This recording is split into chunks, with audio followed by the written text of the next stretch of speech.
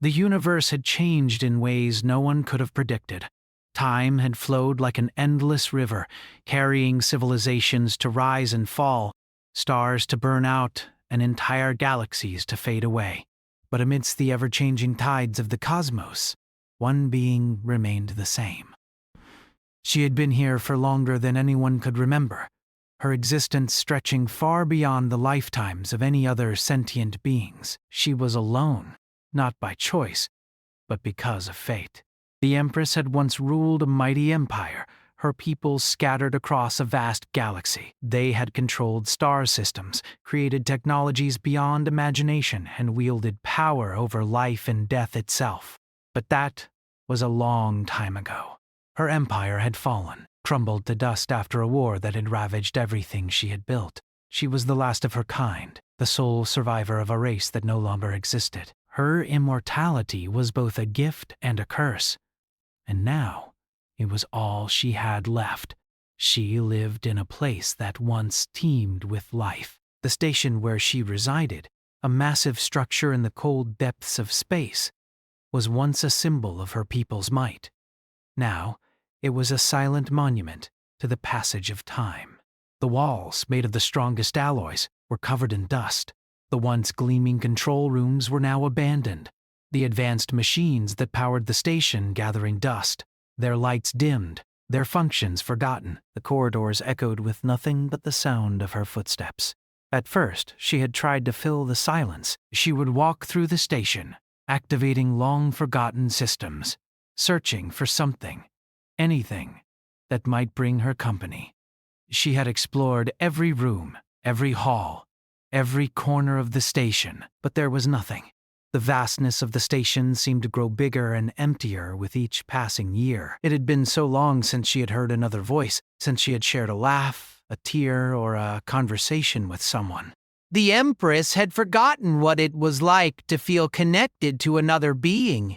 Her people, her empire, her life, all of it was gone. The galaxy had moved on, and she was left behind, alone. The Empress sat in her throne room, a grand hall that once held the most important decisions of the galaxy. The large ornate chair that she sat in now felt cold and uncomfortable, a reminder of the weight of her long existence. She had tried to adapt to this lonely life, but over time, even her immortality had begun to feel like a prison. What was the point of living forever if there was no one to share it with? What was the point of knowledge and power if they only served to remind her of the emptiness around her? She gazed out of the large window, looking into the vast emptiness of space. Stars sparkled in the distance, their light traveling across the void. It was beautiful, yet it only made her feel smaller, more insignificant. She had once seen the universe as a place of endless possibility. Now, it was just a cold, dark expanse with no purpose. Her thoughts were interrupted by a sudden beeping sound from one of the consoles. It was faint, almost like a whisper, but it was there. The Empress's heart skipped a beat. It had been years since she had received any kind of signal, any kind of communication. The station's systems were ancient, and she had long since given up hope of ever hearing from another living being again. Yet, here it was. Her fingers moved across the controls, pressing buttons that had not been used in centuries. The screen flickered to life, revealing a signal, faint but unmistakable. It was a distress call, originating from a nearby sector of the galaxy. Her ancient systems recognized the signal as human, a species she had heard of, but never encountered. They were a young race, primitive in comparison to her people, but they had begun to spread across the galaxy in recent years. The Empress's curiosity stirred. For the first time in centuries, something stirred within her that wasn't just the dull ache of loneliness. Could this be it? Could this be her chance for connection, for companionship? She hesitated. The signal was weak, distant. It could be a trap.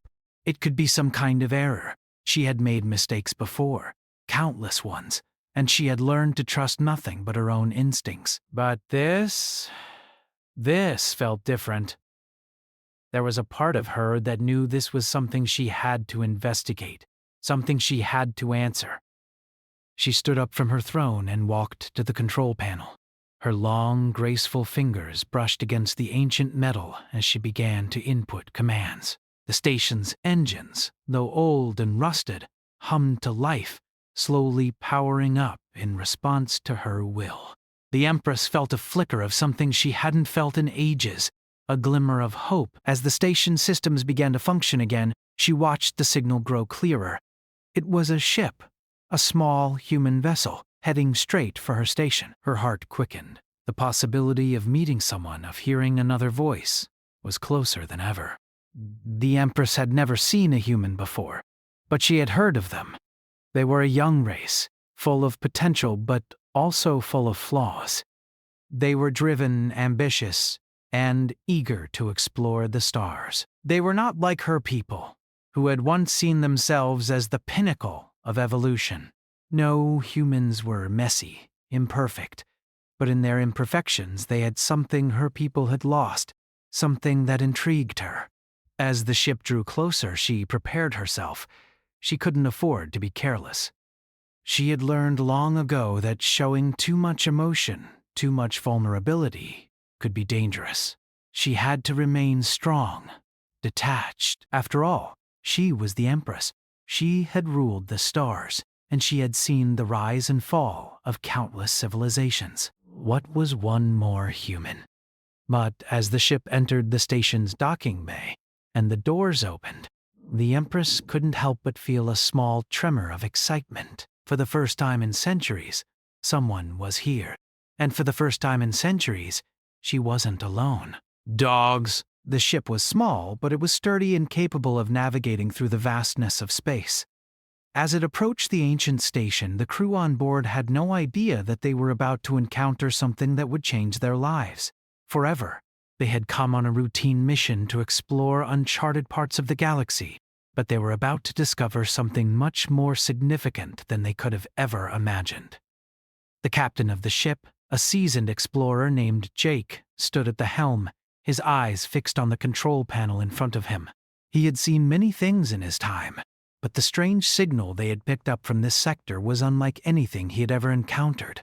It had been weak at first, just a faint blip on the radar, but now it was growing stronger. It wasn't a random signal. It had a purpose. The captain knew they had to investigate. "Captain, we're entering the station's docking bay," said his co-pilot, a young woman named Lana. Her voice was steady, but Jake could hear the excitement in her words. The whole crew had been curious about the strange signal ever since they first picked it up. "All right, let's see what we've got," Jake replied, his voice calm but with an edge of anticipation. As they maneuvered the ship into the docking bay, the station loomed before them like a giant ghost in the dark. The structure was massive, its design ancient and unfamiliar. Parts of it seemed to shimmer with a strange, almost otherworldly energy, and Jake couldn't help but feel a sense of awe as he gazed at it. This wasn't just any space station. This was something far older, far more advanced than anything they had seen before. The ship gently settled into the docking bay, and the crew members prepared to disembark. They gathered their equipment, making sure everything was in place. Jake couldn't shake the feeling that they were walking into the unknown, but his curiosity got the better of him. He had led countless missions, but none quite like this one. The airlock opened, and they stepped onto the station's cold metal floor. The quiet was deafening. There were no sounds of machinery, no hum of power, nothing that would indicate the presence of life. It was as if the place had been abandoned for centuries. "Stay alert, everyone," Jake instructed as they moved forward. "We don't know what we're dealing with here." The group moved through the station's halls, their footsteps echoing in the emptiness. The walls were lined with strange symbols and markings, none of which the crew recognized. The architecture was alien, the materials unlike anything from Earth. It was clear that this place had been built by a species far beyond human technology. They ventured deeper into the station, their lights flickering against the dark metal walls. Every corner they turned led to more mystery, more questions.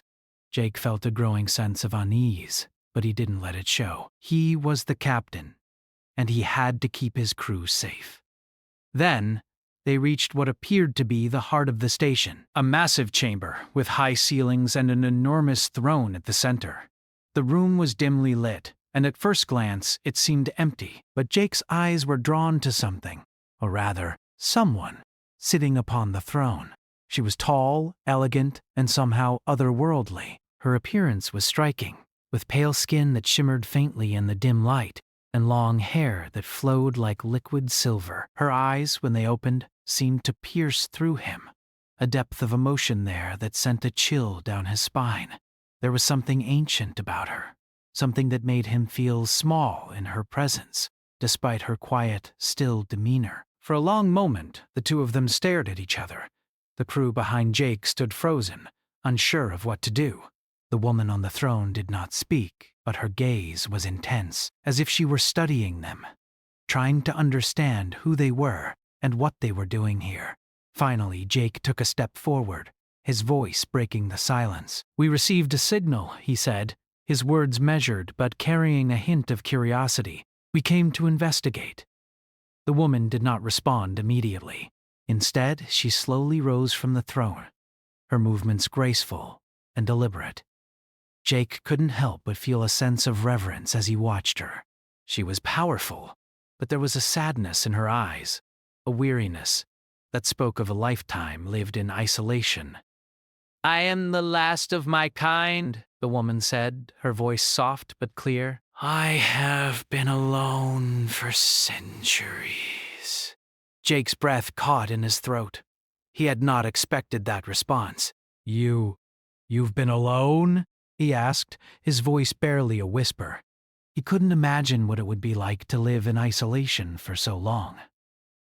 "Yes," she replied. "My people are gone. My empire has fallen. I am the last survivor, the last one who remembers what it was like when we ruled the stars." Jake stood there, stunned. The woman's words were heavy with sorrow, and he could feel the weight of her loneliness in the air around them. She had been alone for so long, surrounded by the remnants of a once great civilization that had crumbled into dust. "What happened?" Lana asked, her voice filled with concern. "How did it all fall apart?" The woman's eyes darkened, and for a moment Jake thought she might retreat back into herself. But then she spoke again, her words quiet, but full of pain. "There was a war," she said simply. "A war that destroyed everything. My people fought, and in the end, we lost. Now I remain here, in this station, waiting for something that will never come." Jake's heart went out to her. He had never known anyone who had experienced such loss, such loneliness, but despite the sadness in her voice, there was strength in her presence. She had survived it all, standing alone for centuries, bearing the weight of an entire civilization's fall. "We're here now," Jake said softly, trying to offer some comfort. Maybe not to fix everything, but to listen, to understand. The woman's gaze softened, and for the first time Jake saw a flicker of hope in her eyes. It was brief, but it was there. "You are human," she said, her voice tinged with both wonder and uncertainty. "You are different from my people, but you are here. And that is more than I have had in a long time." Jake didn't know how to respond. He had come here to investigate, to answer a signal, but now it seemed as though he had found something much more significant than he could have imagined. The woman before him wasn't just a survivor of a fallen empire. She was a soul trapped in the endless quiet void of space, longing for connection. She looked at each of them, her gaze lingering on Jake. "I do not ask for pity," she said, her voice firm again. "I ask for something else. What is it?" Jake asked. "I ask for companionship," she said quietly. "I have been alone for far too long.